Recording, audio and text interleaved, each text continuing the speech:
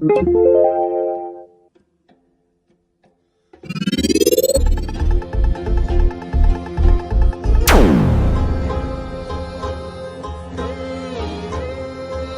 the time of the year 1368, the downfall of the Yuan dynasty had begun. The Yuan dynasty was considered as a continuation of the Mongol Empire. Around the year of 1200, a man named Temujin wanted to reunify the Mongols. He goes around conquering one rival after another, until 1206, where he changes his name from Temujin to Genghis Khan, otherwise known as Chinggis Khan, meaning universal ruler. His first target was China, and soon when he conquered them, he wanted to get revenge on the Muslim countries and took over them one after another. In the year of 1225, all of Central Asia was under his hands. After the death of Genghis Khan, the Mongol Empire entered a time of peace called the Pax Mongolica. After his grandfather's death, Kublai Khan was the sole ruler of the Mongolian Empire and gave himself the name Great Khan. Kublai Khan had separated the empire into 4 different khanates, which are Central Asia, Persia, and Russia. Kublai Khan was in charge of Mongolia, China, Korea, Tibet, and northern China. The rest of the khanates were given to the other relatives that were to take charge of these areas. Kublai Khan had established the Yuan dynasty, which started at 1279 and ended at 1368. His goal was to conquer all of China, just like his grandfather wanted him to. In the Yuan dynasty, the most common beliefs that they had was Islam and shamanism. Islam was constantly spreading throughout the region. However, shamanism did not. The Muslims would intermarry with the local Mongolian women. The culture of Islam could be seen through the Chinese characters and the mosque that would appear in cities and rural villages. As for their trade, they exported paper currency, playing cards, gunpowder, and printing. They also got imported precious metals. Their major trade was the Silk Road and traded with other Chinese regions and Russia. Another way of culture exchange was through paintings and sewing associations.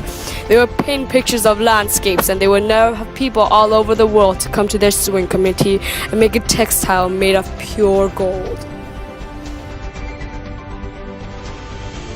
The Mongols have an interesting way of giving their babies names. They have a lot of options of choosing ways on how to, such as putting many different names into a bowl of rice and shake it until they find or see a name.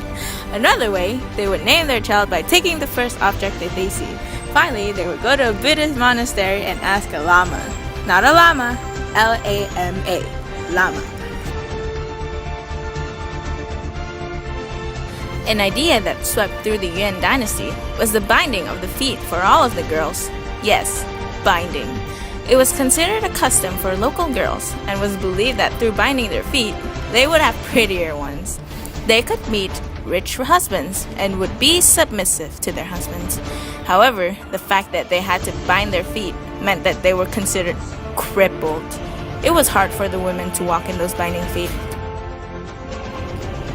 There are social hierarchies in the Mongol Empire, and they were number 1, Genghis Khan, of course, and then under them is Mongols, and under Mongols would be Muslims and other foreigners, and the last would be the Chinese.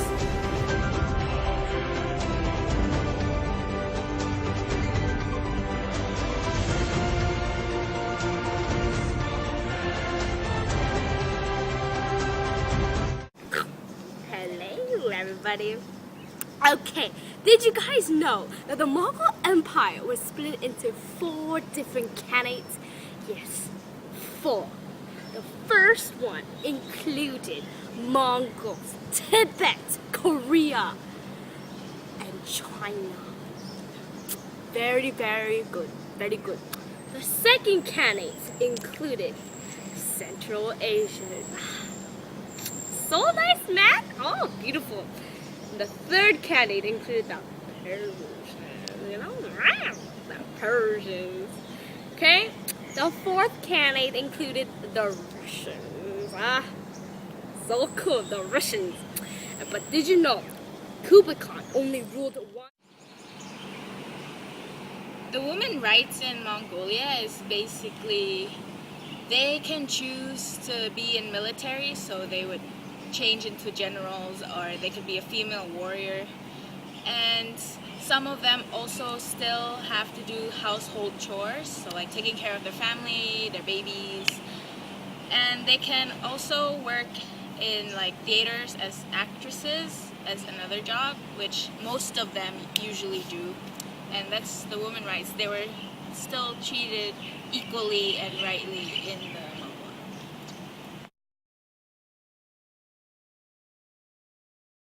Hello and welcome to the land of Mongolia. As you can see, there's the Great Plains, and next to it is the trading camp. It's very beautiful. You can see they're training very hard. And here we have the tour guide who will tour you around Mongolia. He's very enthusiastic about the Mongols, and he can tell you everything what's going on. As you can see, the people who are touring by him are very excited about his actions, as well as the environment and the ecosystem there. Hope you enjoy and come to Mongolia. Thank you. Please call 1234 5678. I repeat, 1234 5678. If you call this number, you can come to Mongolia with a travel package. Thank you, and I have a very nice day. Thank you!